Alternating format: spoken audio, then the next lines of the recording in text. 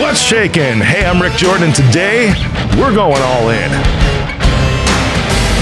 One of the things you'll see in articles all the time is around like regrets when you're on your deathbed or regrets when you're old. You see these things posted all the time, and there's some truth to them. And it's something that I try to think about a lot is, hey, when I'm 70, when I'm 80, and I'm looking back at my life, and I'm looking back at my contribution, I'm looking back at how I raised my kids, how I showed up as a partner, all of these things, there's a couple things that come to my mind, and I'm going to go through really 5 of the most common things with you today, and walk this journey with me, because these are some things to think about as we go into the second half of this year, is just to maybe make some shifts, maybe give some consideration to some of these things, because where you're at right now is likely not where you're meant to be. And what I mean is that you actually could be in the exact right place right now, but 6 months from now, heck, even 6 weeks from now, where you're at right now should not be where you're at 6 weeks from now, because you should always be growing. You should always be moving. That way you don't have any of these to experience. There's some of these I'm going to give you my take on today, and really how I see them, because there's all these quotes that are posted out there about don't regret this when you're on your deathbed and all that, but I'm going to give some context and some color to them today that actually is straight from my heart, okay? Here we go. The first one is, I wish I had the courage to live true to myself, not what others expected of me. I wish I had the courage to live true to myself, not the life others expected of me. Now, when I say these 2 phrases here, right, because they're kind of contradicting, it's like the courage is something because we're squashed that way. And in many books that I've read, I've always read around, hey, be your true self, let yourself shine through. But all of these things that I'm looking at, it's like nobody actually grasps the emotion of what you go through, because if you're a good person, at least what I would call a good person, you understand what I do, and you feel that you're on this earth to really be around for other people. Now, that's a lot of people. That could be the general public, like how this is broadcast right now. This could be you as a parent, you as a spouse, you as a partner, around for those people. And of course you want to do things that makes them happy. But at the same time, you have to be true to yourself, because if your glass is already empty, there's no possible way that you can give any of yourself to anybody else. And you have to constantly be refilling that. Now, the other thing is that you have to truly examine where you're at today. Because if you place yourself, right, maybe you're 30 right now or 31, and you place yourself when you're 70 or 71, and you're looking back and you're thinking about all these things, it's like, do the reverse right now. You're 30 years old, look forward. Maybe you're 40 years old, look forward and be like, what am I looking at down the road? Because your choices today are affecting who you are becoming tomorrow and the following year. Your choices today are affecting exactly what your potential is going to be, because your potential can shift any given day because of the choices that you make. You can either grow it, you can either raise it, or you can squash it. So when you're staying in any kind of situation that is not right for you, that could be toxic, or maybe you're not going after something that could be the best possible thing for you. Either one of those 2 things, my friend David Meltzer always talks about today, about having compassion for yourself today and making the choices that you need to continue to move forward and grow, to let things go that you need to let go, and to continue investing into things that will help you grow. He says, be kind to your future self. I love that. I love that. The second one, which is very near and dear to my heart, is people will say, oh, I wish I hadn't worked so hard. And when they say something like this, I kind of scratch my head a little bit, because really that's not what they mean. What they mean is that they wish they were around more with other people, because outside of sleep, your job, your company, if you're growing a company, if you own a company, whatever you put work into, as it's called work for most people, that is really the second place that you spend your most time in life. Sometimes even the first, with that other one just being sleep. Okay, so if it's sleep and your job, that really means that everybody else kind of gets what's left over from you. You tracking me on that? But at the same time, here's what I want you to really think about, because that sounds super dark and dismal, doesn't it? Here's what I want you to think about, because all of that is a symbiotic relationship, including sleep. You have to have sleep.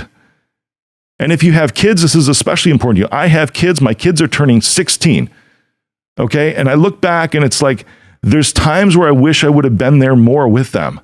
And those were choices that I had to make. And at the same time, I think about Carly Fiorina, I'm sorry, there's an R in her name. Carly Fiorina, she was the first female CEO of Hewlett-Packard. And I was reading an article about her and how they asked her, it's like, what about all the time away from your kids being the CEO of a multi-billion-dollar company? And what she said really resonated with me. She's like, I don't regret it. She's like, yeah, I made mistakes. I'm human. There's times that I should have been there that I wasn't. But what I did is I made priority, because everything in life has priorities. And my kids, of course, are one of my top priorities. Just like me, just like Rick Jordan, my kids are one of my top priorities. And when she talked about this, she's like, but still, I made sure that I was there for every single important moment, because that's something that you can still carve out time for and still fulfill your responsibilities, your obligations to where you work, and also pursuing your own passion. All of this stuff can flow and function together. This is not a give and take scenario. This is not an if then. This is a simple matter of putting time down for all of these things and being a student of your calendar. There's going to be times that you mess up with this. There's going to be times where things happen. In fact, even this week, right? I am passing up a very lucrative speaking engagement at a large event, because it's my kid's birthday. I changed my flight because I'm like, you know what? And I told them, like, if you can shift my slot, that would be awesome. If you can't, I understand, because it's my kid's 16th birthday. And it's one of the biggest opportunities for me to spend time with them, because that to me is an important moment. I will spend the time with what's important to me. And sometimes you have to make those hard choices. Sometimes you have to pass up on something else. But you know what? Because your intentions are good, because you're going to try to make it for all those important moments for whoever or whatever it is, those things will come back around. I have no doubts. I have no doubts. Life can be hard. Choices can be difficult.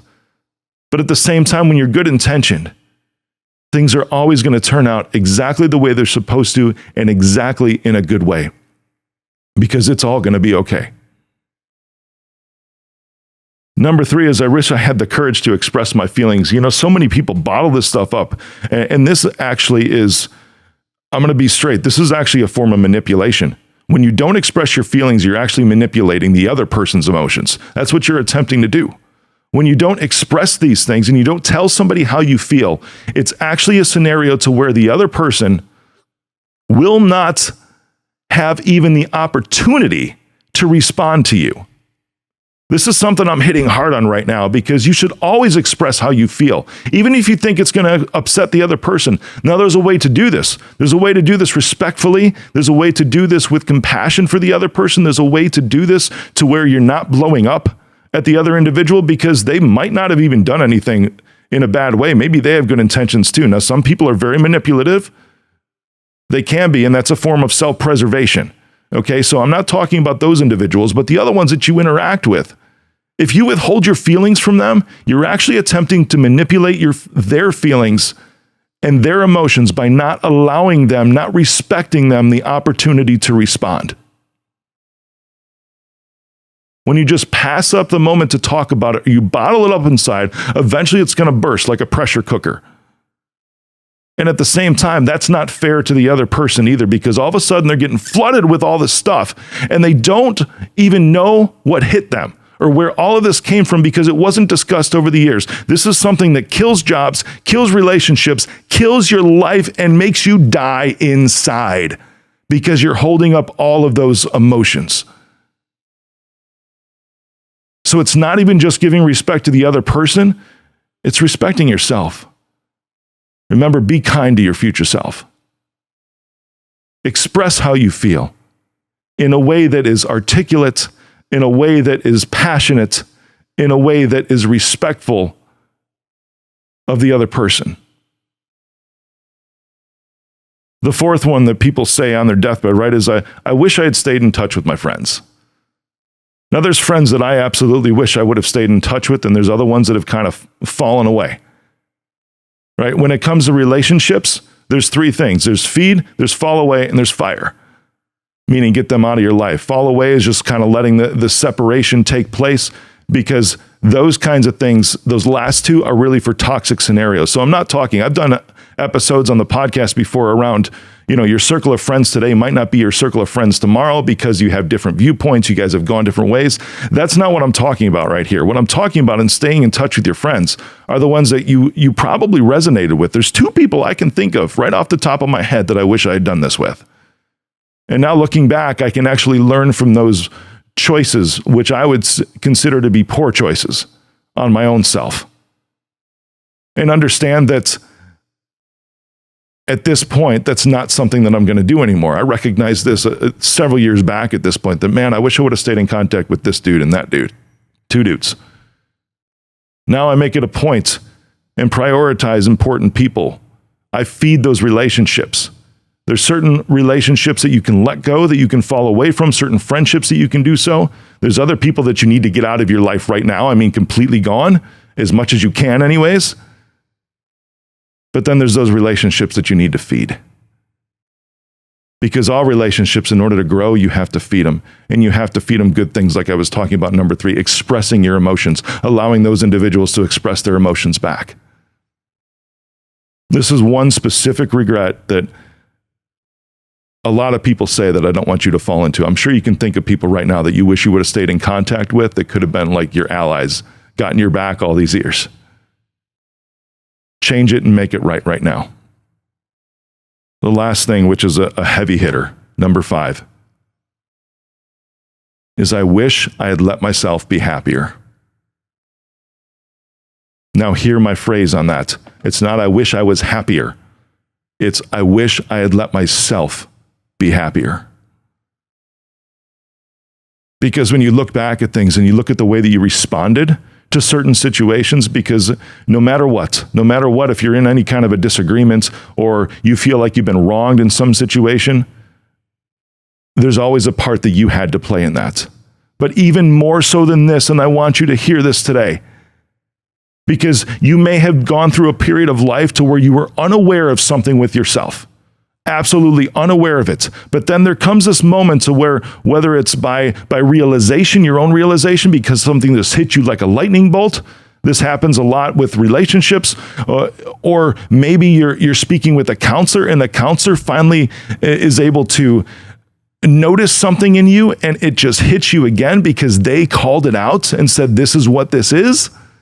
And now you become aware, or you do some work on yourself with a coach and you come to a recognition of some things that you want to change in your life because they are keeping you from being happy. And you recognize that you've been in that same place for so many years. This has happened with me before in many different areas.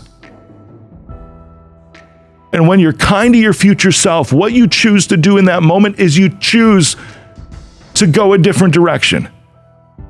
Because once you become aware of who you are and what you're doing and what's around you, and that you don't want that anymore, when you do not change that, now you are accepting the role of a victim.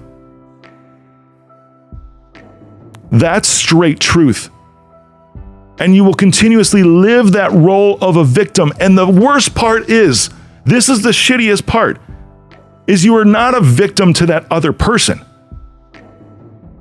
You are not a victim to that other person that might be doing something to you. You are a victim of yourself at this point. You are abusing yourself. You are not allowing yourself to be happy. Because you are choosing to stay in the shit. I've had this many times in my life to where, and some of these choices are hard. They suck. But coming through on the other side is where you find happiness. So allow yourself to be happy. Stop playing both the role of the victim and the abuser. in your own life.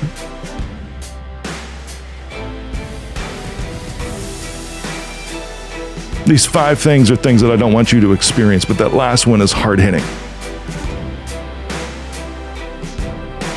It's time to be happy. It's time to move forward with whatever it is, maybe your dreams, maybe your purpose, maybe your vision, maybe something new you wanted to try. This last one, allow yourself to be happy and be kind to your future self.